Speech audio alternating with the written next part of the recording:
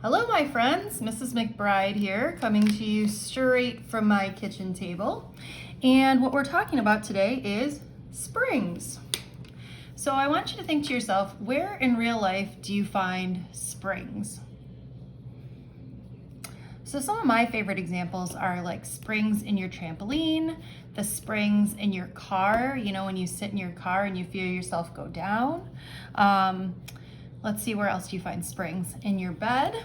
And you can also find springs around your house. So I took this pen from my daughter, and you can see how when I push down, the spring gets compressed, and then I can release it and the spring stretches back out, right? So I can push and compress the spring and release it. But always the spring wants to go back to what we call its equilibrium position.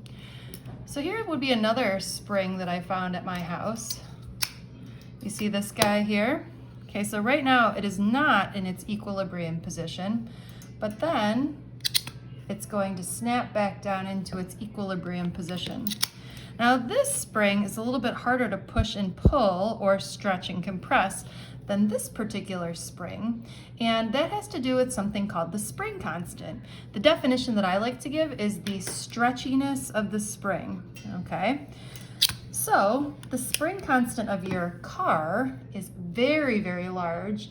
Okay, it would be really hard to stretch or compress that, but this one, I can stretch or compress really easily, okay? All right, so let's write some of this stuff down. The first thing we're going to say is we're going to define Hooke's law. Now, this is not named after Captain Hook, but his brother Robert. Okay, just kidding. There's no relation to Captain Hook. But again, it's named after Robert Hooke. And what Hooke's law says is the spring force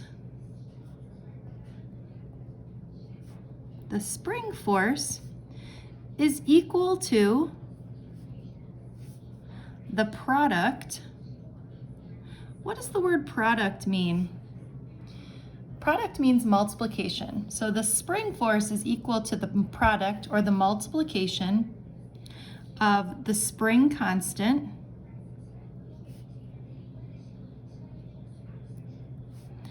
and the displacement.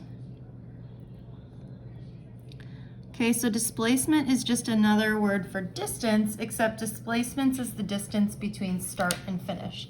So if I look at my pen here, when I compress this spring, the displacement, right, or the distance between start and finish is really, so if this is my start, okay, my displacement is really this distance or displacement here, right, the change between start and finish, okay?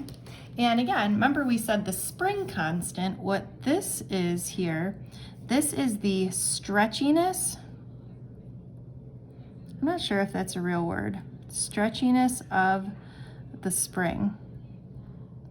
Okay, if it's really springy like a slinky, it's got a low spring constant. If it's very stiff like the springs in your car, it's got a high spring constant. Okay, so we can use the equation Fs equals negative Kx. Okay, so let's define what each one of these things mean. What's your guess on what Fs means?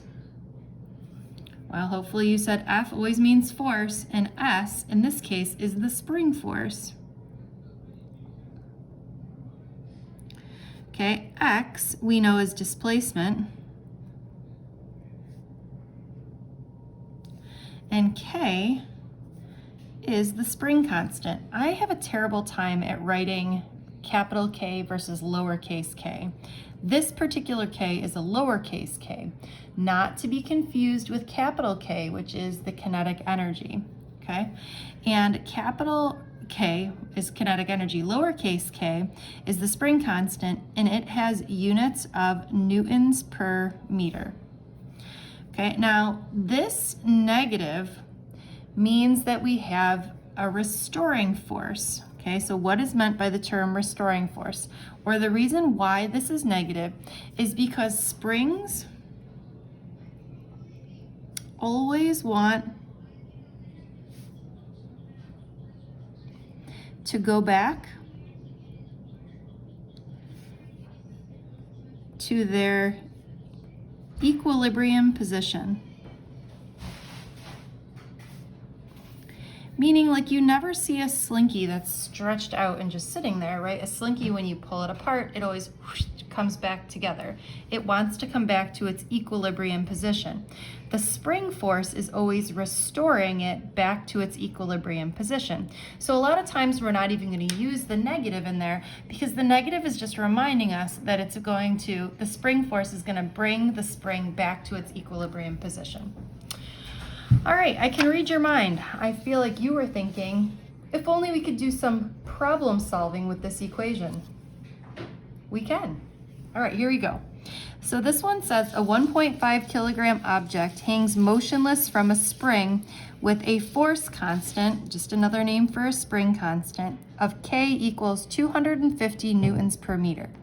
How far is the spring stretched from its equilibrium length? Here's some great drawing for you. Ready? So here's the spring, kind of just sitting here. And when we place the mass on here, what we see is that the spring sort of gets stretched out. Okay, and what we're really looking for here is what is this distance, or how far does it get stretched? Okay, so what I'm thinking to myself is, let's draw a free body diagram. So I'm going to shrink this down into a tiny little dot, and I'm going to say what forces are acting in which direction. You're right, gravity points down. Okay, what other force, or what force is going to want to bring this back to its equilibrium position? Well, that would be the spring force.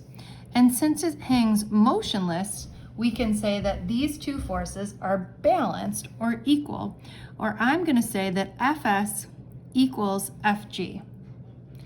Or I know that Fs is equal to Kx. Why didn't I include the negative? Well, I've already taken care of the direction by my picture, so I didn't need to include the negative. And I know that Fg is equal to mg. So we're looking for x. Now we know the spring constant is 250. X we don't know. The mass is 1.5 kilograms times our little g. So if I take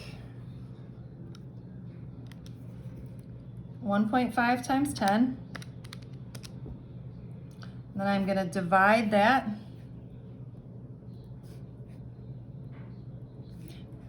by 250,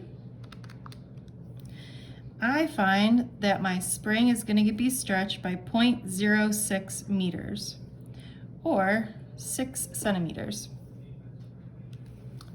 Yes, we can totally do another problem. Let's do it. All right. This one says a spring is attached to the ceiling of our classroom, and a 1.8 kilogram object is attached to it, which stretches the spring 0.2 meters. Oop. Who is proofreading this? What is the spring constant of the spring? So again, I'm going to say what forces are acting on this object. We've got gravity pulling down on our spring, and we've got the spring force pulling up. So we can again say that Fs equals Fg, or that Kx equals mg. And in this case, we're looking for the spring constant. So this is our unknown, but we know that it's being stretched 0.2 meters. The mass is 1.8, and little g is 10.